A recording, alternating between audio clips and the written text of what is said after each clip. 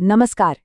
आज बात करेंगे एक ऐसे विद्रोह की जो भले ही नाकाम रहा, पर उसने हमेशा के लिए भारत के कानून को बदल कर रख दिया। सोचिए, एक असफल विद्रोह देश का कानून हमेशा के लिए कैसे बदल सकता है। ये कहानी है एक ऐतिहासिक आदिवासी विद्रोह की, जिसने एक ऐसा कानूनी सुरक्षा कवच बनाया जिसके लिए आज भी लड़ाई चल रही है। चलिए देखते हैं कि कैसे न्याय के लिए एक जंग कानून तो बन गई, लेकिन क्या वो कानून अपना वादा पूरा कर पाया। तो इस पूरी कहानी की जड़ें जाती हैं एक आंदोलन में, जिसे कहते हैं उलगुलान, यानी महाविद्रोह। और इस महाविद्रोह के केंद्र में कौन थे? एक दूरदर्शी नेता, बिरसा मुंडा। एक ऐसा नाम जो अपने लोगों के लिए उम्मीद का सबसे बड़ा प्रतीक बन गया। देखिए, वो सिर्फ एक राजनीतिक नेता नहीं थे। उनकी लड़ाई तो जमीन के लिए थी ही, पर उससे भी बढ़कर ये अपने लोगों के सम्मान, उनकी संस्कृति और उनकी आत्मनिर्भरता के लिए एक आध्यात्मिक संघर्ष था। तो सवाल ये है कि आखिर वो चिंगारी क्या थी जिसने इस महाविद्रोह की आग को भड़का दिया। वजह थी चौतरफा शोषण। सोच के देखिए, आदिवासी समुदायों से उनकी जमीनें छीनी जा रही थीं, उन पर भारी भरकम टैक्स लगा दिए गए थे, उनसे जबरन मजदूरी करवाई जा रही थी। मतलब उनकी पूरी की पूरी जीवन शैली ही खतरे में आ गई थी। और इसी दमनकारी सिस्टम के खिलाफ बिरसा मुंडा ने क्या किया?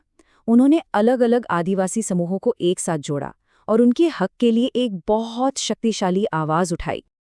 हाँ, ये सच है कि अंग्रेजों ने इस विद्रोह को बड़ी बेरहमी से कुचल दिया, लेकिन इसका असर इतना गहरा और स्थायी हुआ ना कि शायद किसी ने सोचा भी नहीं होगा। इस संघर्ष की आग इतनी फैली कि ब्रिटिश सरकार को झुकना पड़ा, उन्हें एक्शन लेना ही पड़ा। और इसी के चलते बना एक ऐसा ऐतिहासिक कानून जो आज भी आदिवासी अधिकारों की रक्षा की नींव माना जाता है। तो इस विद्रोह का नतीजा क्या निकला? एक तरह की कानूनी ढाल। सबसे पहले आया 1908 का छोटा नागपुर टेनेंसी एक्ट और फिर बाद में 1949 का संथाल परगना टेनेंसी एक्ट। और इन दोनों का एक ही मकसद था, आदिवासी जमीन को बाहरी शोषण से बचाना। इन कानूनों को एक किले की तरह बनाया गया था। जैसे 1969 में एक रेगुलेशन आया जिसने अधिकारियों को ये पावर दी कि वो गैर कानूनी तरीके से ली गई जमीन को वापस उसके असली मालिक को दिला सकते हैं।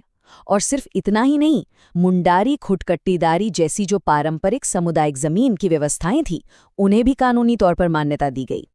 लेकिन हम सब जानते हैं, कोई भी कानूनी ढाल उतनी ही मजबूत होती है जितनी उसे लागू करने की ताकत। और यहीं पर कहानी में एक ट्विस्ट आता है। पता चलता है कि इस ढाल में भी गहरी दरारें हैं। और यहीं पर इस सिस्टम की सबसे बड़ी और कह सकते हैं कि सबसे अजीब कमजोरी सामने आती है।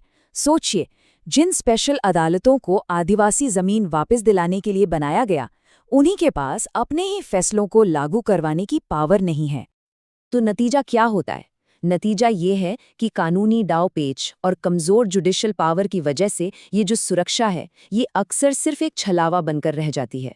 मतलब जमीन वापसी के ऑर्डर तो पास हो जाते हैं, पर वो बस कागजों पर ही रह जाते हैं। और बस यही एक बात है जो 100 साल से भी ज्यादा पुराने विद्रोह की कहानी को सीधे आज के समय से जोड़ देती है। ये दिखाती है कि न्याय की वो लड़ाई आज भी खत्म नहीं हुई है।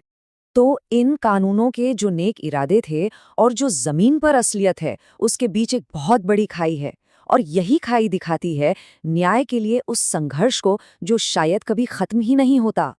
तो बिरसा मुंडा के उलगुलान की विरासत आज भी जिंदा है, लेकिन अब जंग के मैदानों में नहीं, बल्कि उन अदालतों में, उन समुदायों में जो आज भी अपनी जमीन, अपने सम्मान और अपनी संस्कृति के लिए लड़ रहे हैं। और ये हमें एक बड़े सवाल पर छोड़ जाता है कि जब कोई कानून न्याय की लड़ाई से पैदा होता है, तो क्या वो कभी उस न्याय को पूरी तरह से दे भी पाएगा जिसके लिए उसे बनाया गया था?